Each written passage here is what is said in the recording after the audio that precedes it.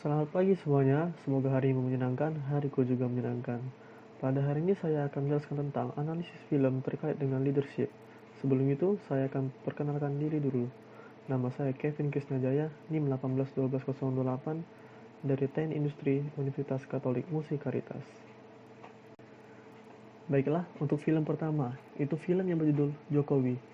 Cerita singkat tentang film ini, Joko Widodo adalah seorang anak tukang kayu. Semasa kecil Jokowi, kehidupan ekonominya susah. Bahkan ia dan keluarganya sering pindah rumah karena berbagai masalah. Untuk makan pun sulit. Namun, hal itu tidak menyurutkan semangat Jokowi untuk meneruskan sekolahnya ke pendidikan yang lebih tinggi. Singkat cerita kisahnya, kisah cinta Jokowi dengan Iriana menjadi pendorong semangat Jokowi untuk menghadapi berbagai tantangan. Setelah ayahnya meninggal, ia tak patah semangat. Usahanya untuk membuktikan semua pelajaran dari sang ayah makin keras ia lakukan. Sosok Jokowi ini sangat rendah hati dan selalu memanusiakan sesamanya. Dari pinggiran sungai di desa kecil bernama Serambatan, Joko telah mampu tampil menjadi pemimpin kota yang menulis lembar sejarah baru. Nah, untuk leadership yang bisa kita ambil, Joko selalu patuh dan menghormati orang tuanya.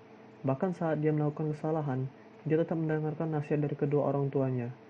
Ada satu nasihat yang diberikan oleh ayahnya kepada Joko, agar tidak menyerah dalam hidup. Kutipan itu adalah, tidak apa lahir sebagai orang miskin, tapi jangan meninggal sebagai orang miskin. Kegigihan dan kebaikan yang dimiliki Joko, serta tekad yang kuat menjadikan Jokowi sebagai pemimpin negara ini saat ini. Dan film ini merupakan kisah nyata. Kita lanjut ke film kedua nih. Jika di film pertama bercerita tentang semasa hidup Jokowi, di film kedua ini bercerita tentang peperangan. Judul dari film ini yaitu The Great Battle. Cerita singkatnya, pada tahun 645, di Korea ada sebuah benteng yang bernama Benteng Ansi yang dipimpin oleh Jenderal Yang Manchun. Pada awalnya, Jenderal Yang diutus pemerintah Korea untuk pergi ke peperangan untuk membantu pasukan Goguryeo melawan musuh.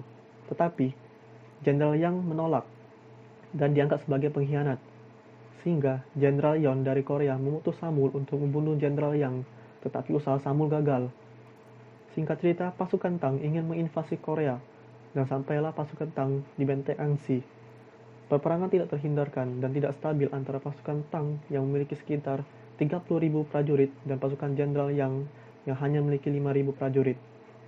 Korban mulai berjatuhan, sampai akhirnya Benteng Ansi di titik paling melelahkan karena tidak bisa menahan lebih lama pasukan Tang.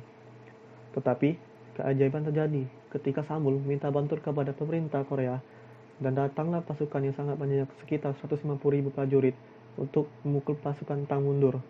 Pasukan Tang mundur dari peperangan, dan perang dimenangkan oleh Benteng Ansi.